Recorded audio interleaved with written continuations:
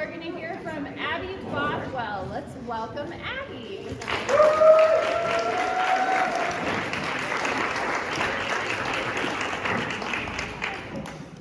Can you hear me? Hello? Okay, perfect. Awesome. Oh God, it's going to be a lot of me breathing, I feel like. We have all heard the analogy, did the chicken or did the egg come first? Today, you may learn the answer to this age-old question. Like chickens, the food that we eat all starts somewhere. Oh Lord, okay, it's all good. It's all good. Hi, my name is Abby Bothwell, and for my SLE, I have been experiencing our food system. From researching farm-to-school programs in Colorado to working at community table farms that focused on community-supported agriculture, also known as CSAs. For the CSA, I learned how to make good soil, how to grow and produce produce, and how to raise and harvest poultry. I also engaged in broad research on the current farm-to-school programs in Colorado and abroad. What helps a plant grow big and strong? Good dirt, or in this case, compost. Compost is how dirt becomes soil, or said another way, it comes alive. There are 4 main things that every compost pile needs: nitrogen, the green, carbon, the brown, air, and water. Oh my gosh, okay. We're fine.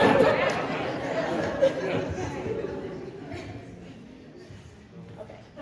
Can you hear? Oh no. Okay. We're fine. There are many different ways that a compost pile is made depending on the amount of compost needed. In this case, we had a 4-pile system, with the 4th being the dump pile. The process takes way more than you would think, of course. Over the course of 2 weeks, you have to move the piles many times, combined with different materials from around the farm, like chicken bedding, and water, and more. That's an example of the process. Of course, every plant starts with a seed. No matter the size of the plant, from watermelon and cabbage plants to radishes and lettuce, every plant starts with a tiny little seed. I learned that there are 2 main ways that seeds are started on the farm.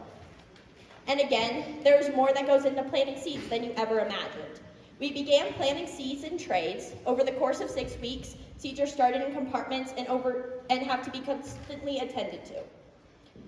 From keeping them warm in water to teaching the plants through what is called hardening off, where they learn to live outside in the elements. Finally, a hole is dug in the earth and plants get to finally strive. If you take away anything from this talk, know that water is one of the first things and most important things that any plant needs to start growing.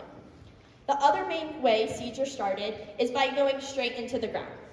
Like transplanting, described before, the dirt is prepped, and then depending on the depending on the instructions, yes, farmers read instructions too, you are able to get the depth of the hole and the distance between the seeds. After seeds are placed and then covered, you just add water. Here's something that I never thought about before, and I bet you haven't either. There's a big difference between clean versus sanitized in farming. Something so important to know, but few people do. This is the basis of food production. Clean is when something is removed of all dirt and food residue. This is typically done with entry-level soap and water. Sanitize is where you reduce the number of pathogens on the clean surface using a watered-down chemical.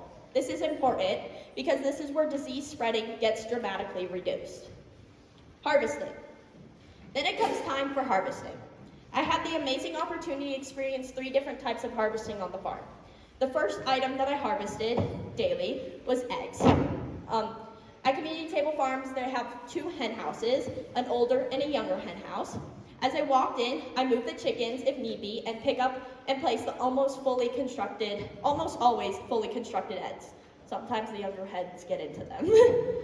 Eggs after collection are fully washed and packaged and then stored for the CSA. Another main thing that I helped to do was harvest veggies. The process starts with a focus on keeping the washing station clean and sanitized. The multi-step process includes the obvious, picking vegetables, but also considers things like keeping the roots of the now picked vegetables plants in the ground, so the soil health will thrive in the future. By the time CSA members finally get their veggies and are given simple instructions to wash them, I doubt they have considered the effort that goes in. The last thing I'll touch on about farming is how meat gets to your plate. Earlier this year, I was able to participate in the killing of laying hens on the farm. One thing that I pondered is that it would be good if everyone participated in harvesting meat once with their local farmers. It can benefit you in so many ways.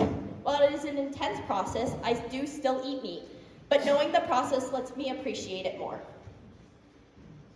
After planting and harvesting, the next step is your plate, and the plates of students in our country.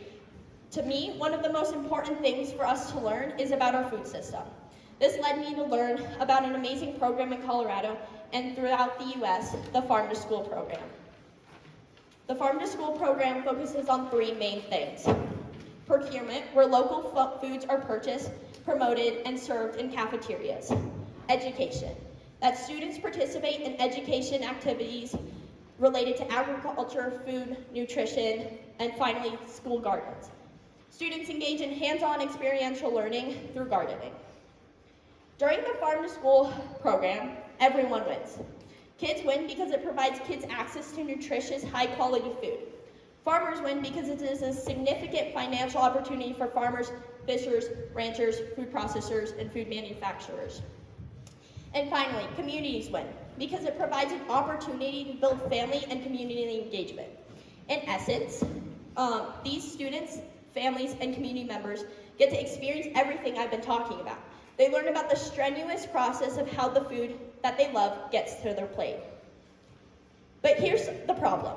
Only 16 out of 178 school districts in Colorado are fully recognized to be participating in the Farm to School program. I want you to take a look at the board above. What districts are missing? The ones that come to my mind are Cherry Creek, Jeffco, DPS. They may say they support students with everything under the sun that has to do with academics, but if they are neglecting nutrition, are they really? Though I may not have given you the answer to the century-old analogy, did the chicken or the egg come first, I hope you learned more about how one of the basic necessities of all human life, food, gets to your plate. I hope you are encouraged to buy local and convince your schools, school boards, and school districts to get involved in Farm to School programs. To support, not only to support your local farmers, but to support each and every one of you. Thank you so much.